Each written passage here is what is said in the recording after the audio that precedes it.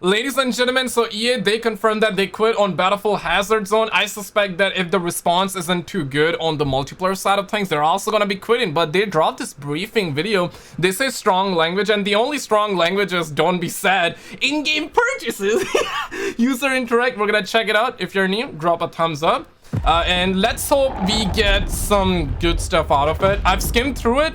And I've seen some images that look really good. Next for Battlefield 2042. We've been taking this time to listen to you, our players, so we can focus on improving and evolving the game based on what we've heard. Our updates in this time have seen the arrival of features that weren't present at launch, as well as extensive improvements and fixes. We hope this shows you just how invested we are in this game. So, while we won't be revealing Season 1 today, that's for next month, we will be giving you an overview of what that's crazy. We don't even have Season 1, but... focusing on and what you should expect over the next few months and beyond for Battlefield 2042. Hey folks, I'm Freeman, Battlefield's Community Manager. I'm joined by Senior Producer Ryan MacArthur and Creative Director Lars Gustafsson. Let's start by talking about the main focus areas that we've identified and the types of things we're looking to improve. Yeah, I mean, we spent a lot of time taking feedback from the players, looking at the data we have in the game, and just looking at the game we intended to build. So we've got our maps. You know, how do we bring back those classic Battlefield experiences that allow players to sort of play the classic Battlefield they want? And that's with all the new maps we create, but also how do we... Classic, he said. Okay, this gonna get good, that's man. the challenges that we have with the existing maps that we've launched the game with.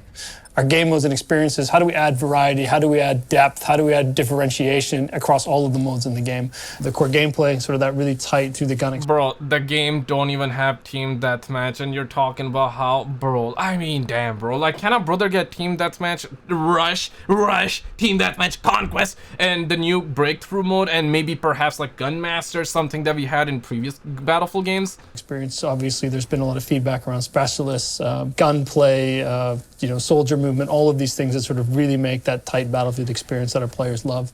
And obviously new content. When's new content coming? What type of content our players can expect? How does that new content need to change and adapt to the learnings we've got from our players and the feedback we've got from our players? No new content. Ryan, okay, first of all, maps. This first section of maps. What are the changes that players can expect to see?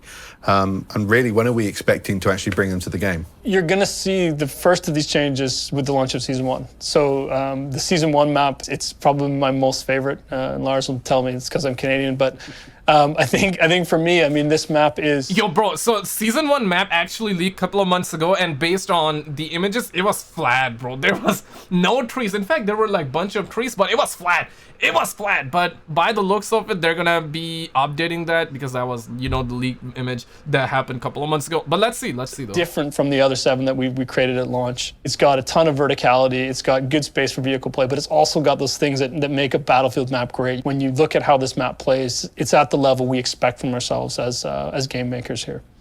In every map we make moving forward with beyond Season 1, you start to apply these new standards we've set. But also the team has done a real deep dive new standards we set, my God, listen, oh my God. To the maps we created for launch. Kaleidoscope is the first one we're going to see. So late in Season 1, you're going to see a reintroduction of Kaleidoscope that sort of has, the things that we see our players really craving at the moment. Let's take a look at that and have a look at some of the changes. On Kaleidoscope, we've revised areas across the entire level, adding more cover, creating new flag positions, and improving the flow across the whole map. Cover and terrain has been raised, and new forward operating bases have been added to increase close quarters combat. Not only that, but we've made sure more of the new assets that we've used on this map benefit from increased destruction, helping to change the battlefield more drastically throughout the... Oh my God. Okay, listen, but honestly, bro, it's funny, but at the same time, we should have had stuff like that at launch. This is good because this is gonna provide a lot of cover. This brings me back. I'm getting that Battlefield 4 map vibe. It was a nighttime Dawnbreaker, I believe it was named. I forgot the name, but I feel like it was Dawnbreaker. So you see the concrete, you see the blocks there, cell blocks. Yeah, man, we should have had that at launch, but better late than never, I guess, right? Rounds. Let me show you around the changes we've made. In the park, we've installed a forward operating base. Heavily fortified, this is great to defend and a challenge to attack. At the data center, we've increased the number of defense points, ensuring that when you're fighting... See, this is way better. Like, I am a sucker of clean-looking games where graphics are good, but it looks clean. And Battlefield 2042 graphics are pretty okay, in my opinion, right? The game is clean. I like the game in that aspect, but we surely need more stuff added. And I feel like that this is still making the game look clean, but obviously for the gameplay standpoint, you know, you can actually cover here, you got cover here, you got cover here, you got cover here, instead of, like, completely flat, right? Fighting here, you're fighting for every inch. Each entrance is now better protected, and we've helped to improve line of sight breaks throughout the area. At the tower, you'll find the second command and control base. In Breakthrough, this is a crucial flag with a much clearer front line and more cover for attackers to use in their advance. Damn. Over at the park, we've ripped out the walkways and created more cover. You'll find that the infantry experience has improved here, adding a giant tree and making the gazebo smaller to create a stronger defensive layout. And now, while a little earlier in the process, let's take a look at Renewal and how it is that'll play when it arrives in Season 2. Yeah, Renewal 2.0 Like with Kaleidoscope, the whole map has been reviewed with the intent set on improving the infantry and CQC experience. Flags are much closer, with out-of-the-way sectors cut entirely from the battlefield to improve the flow of combat. There's all new assets deployed across the map with improved destruction and much more of a Battlefield feeling than we had at launch. Over at the solar station, we've revised the area. Yeah, honestly, okay, this looks way better though. It does look better, so credit where it's due, but damn, right? This is a multiplayer only game. 7 maps, and on top, like, damn, man, like, to include much more they cover. didn't have Huge time, concrete I guess. barriers, sandbag walls, and shipping containers, saving the warehouses as the best place to take shelter from the aerial assault. Out in the desert, we've reworked the terrain to help create clear paths for infantry and vehicles. There's improved line of sight blockers that let you move with more purpose between the flags and help to better direct the action into clearer front lines. Okay. The battery farm has been simplified, reducing the number of possible angles of attack and increasing cover where it's needed most. Up ahead at the checkpoint, we've fortified the farm side, allowing attackers to move more strategically in their advance, with vehicles providing your best method of attack. Just watch out for the traps defenders will place in wait. At the Sonesco building, expect a lot more fortification and cover that will need an overwhelming display of force. Yeah, because previously, like, mother truckers would be sitting there camping with snipers with LMGs, and you can never go across. But now the fact that there's a lot of cover, you can actually go. It's good. Much better, much better. The interiors have been reworked with new storage areas that give plenty of cover for defenders and improve the close quarters combat action once you get inside. Corridors are full of more line of sight blockers, making them viable defense points, including new lines of sandbags across the windows.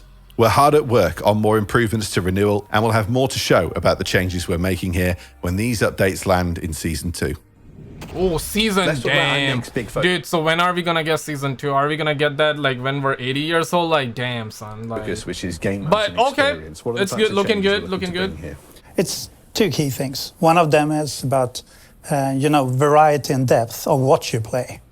And the other part is more around the available options to give you a better understanding of what you're getting yourself into. And in order to get this, experience the best possible, we've decided to kind of unshackle ourselves from the 128 players mantra that we had for this game. 128 players will still be there, and it's great for some modes, but not everywhere. Yeah, they actually removed the 128 players, and mother truckers were saying because no players. Now listen, I would love a mode where it's 64 players and also 128 players. Why not both? Bro? Like, have rush, have team deathmatch, just have these modes. It's a multiplayer game, okay? It's a multiplayer only game. There's no campaign. And listen, I'm one of those guys, like, I don't care for campaign in a Battlefield game, but when your game is only about multiplayer, you gotta provide at least more content, right? More maps and more modes. So we will redirect our focus, build for fun, for freedom, for creativity at all points. That being the case, then, talk to me some more about the types of changes that we're going to be bringing specifically. Let's start with all-out warfare, and let's talk about Conquest.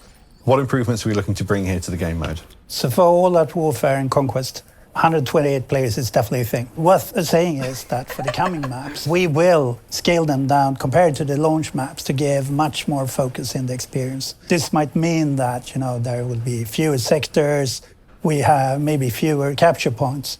But ultimately, we want to ensure that your Conquest experience have kind of intense combat areas. And above all, for me, is those times when you feel that you're getting shot at from all directions by the enemy, to help you get in control. And we can do this through design.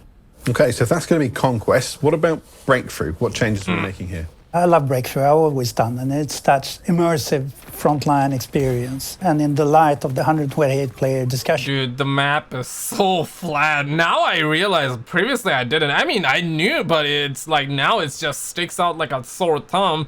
The map is so flat, but there's a lot of grass to touch, though, that I'll say. Here, in order to retain, the promise that it comes with, outsmarting your opponents, we have taken an active decision now to move permanently to 64 players to gain a better gameplay experience. Let's focus on fun. Let's focus on capturing what it's all about and enabling our players on the battlefield.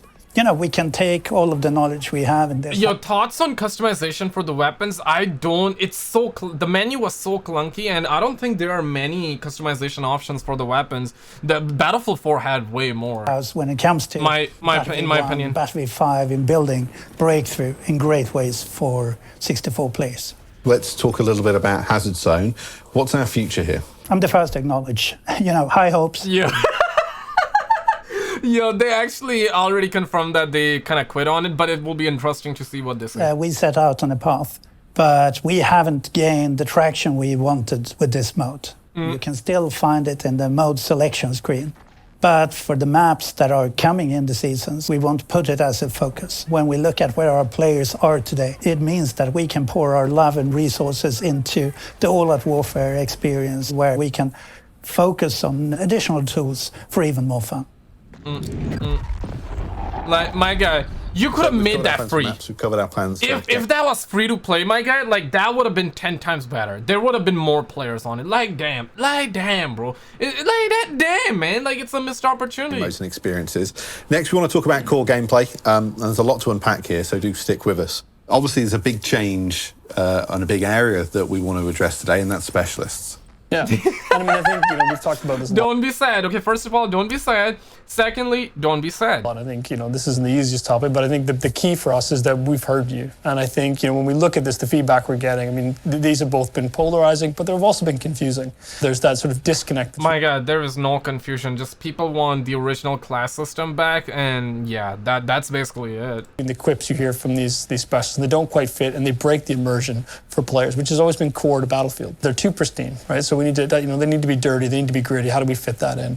So what you're going to see in the specialists is improved VO. It kind of really fits them in the role. Body postures to sort of make them sort of fit in that Battlefield character. No, my God, they really did Woody like that? They really did Woody like that? God damn. Bro, people want the original class system back, okay? Now, I get it that the game is already out there, just trying to, like, cope right now. They're trying to take those copium tablets and they're trying to fix the game, make the game better, which is completely understandable. But in the next game, please, can our brother perhaps get the original class system back? We're trying to create. Yeah, so Woody apparently got a mustache. Changes and improvements to the gameplay side of our specialists. This is something the team is still very focused on. We're just not yet in a space where we can share the final plan. As we shared earlier this year, we've set out on the task of finding ways to better mesh these into our core gameplay loops. Better communicate how these fit into the class structure of 2042, which was always our intent. The things that are stopping us from moving, doing these changes sooner is to making sure that we can still deliver the key content that our players need and address all the other changes that you need to make. We know that what we have in the game today can be improved. We've taken the expectations that our players have and they've shared with us, and we want to make sure that we can deliver on that at the best possible quality. We're not walking away from specialists. They're a key part of 2042, but we need to make sure we get it right. But can a brother perhaps get to see you walk away from specialists for the next Battlefield game? Smash the like button, subscribe if I perhaps just spitted facts. Deliver to our players what they deserve. Hey, damn it. Now on to gunplay. Naturally, you'll have seen loads of updates and improvements that we've helped to bring to the game over the last few months, but particularly with our most recent update last month. But there's some longer-term plans too. Lars, do you want to talk us through them? Definitely. You'll see more vehicles, weapons, gadgets. While this is happening, we'll have a continuous focus on the balance of our weapons across the board. While we do have our the plus menu, attachment system. Balance. That one definitely helps you to take each weapon and give unique playstyles within it. Balance. We have also started an initiative where we are cherry-picking a number of classic weapons from portal to be able to rework these to be brought into the all-out warfare. So more weapons, up to the standards across the board. Weapons, guns. Do I need to say more? Next.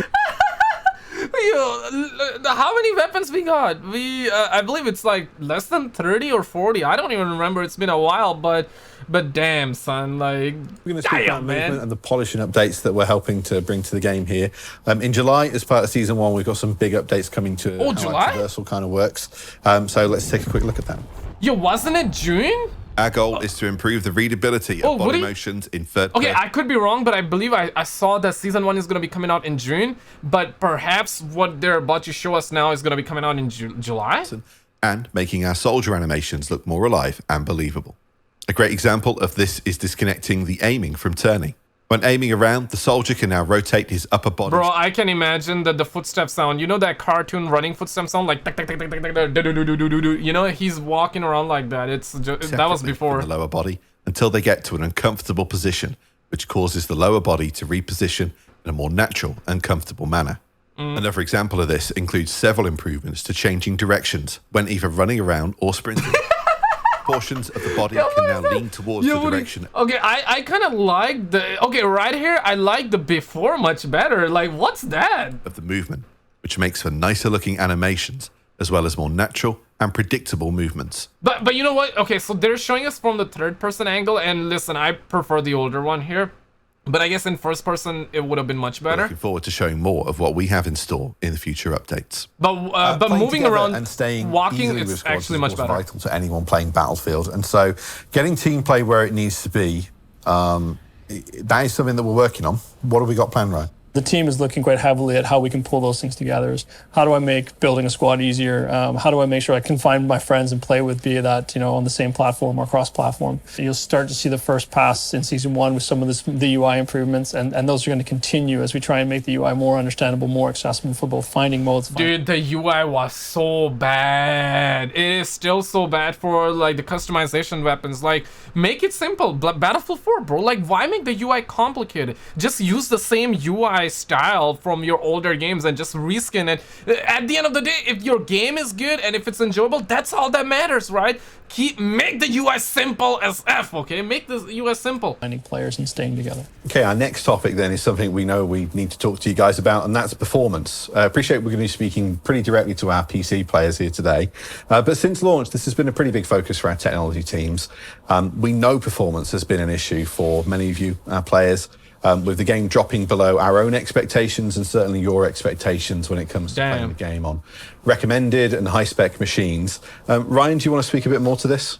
Well, I wish this was something that you could just, you know, fix a thing and we're good and we're done. And it's just unfortunately, you know, this is going to... Damn, dude. PC players always get done dirty. Be that ongoing battle that we have. But the good thing is this team is committed to it. And the great thing is we see with 0.4, we started to see you know, some of those big CPU spikes. We made a big dent in those. We're seeing better latency.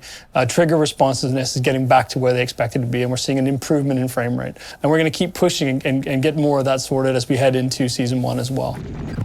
Okay, where's new content? New content. Lars, where are we at with that? Next month with the launch of Season 1. So yeah, June. It really is going to mark, you know, the start of a year of delivery. 4 seasons, 4 new specialists. I'm pretty sure, like, they would be so glad to, once this is all over and done, they would be like, yeah, finally we let out 4 seasons, 4 specialists. Damn, so 1 specialist per season? Like, can a brother perhaps get like 40 more or something like that? I don't know about that. How many maps per season though? 4 battle pass? Yeah, it's just gonna be subpar content. I'm assuming, I could be wrong and I really hope I'm wrong, but at the end of the day, the game is kind of like donezo, right? Exotic location. They're doing it so they don't get sued. For you to play on, and tons of new gameplay content. All of these seasons will then come with their own battle pass for you, that extra push, something to achieve. All of us in this building are here ultimately to ensure that you're out there on the battlefield, playing together, having fun, finding new ways to outsmart each other.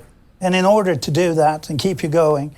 Yo, can a brother perhaps get like 100 specialists per season rather than 1? Like damn, man. We are committing to, you know, more weekly missions, to new featured experiences, to new community spotlights, more. to keep us all happy and going on the battlefield. So that's our 4 areas of focus for the future of Battlefield 2042, which I'll help to summarise here before we hear from Ryan one final time.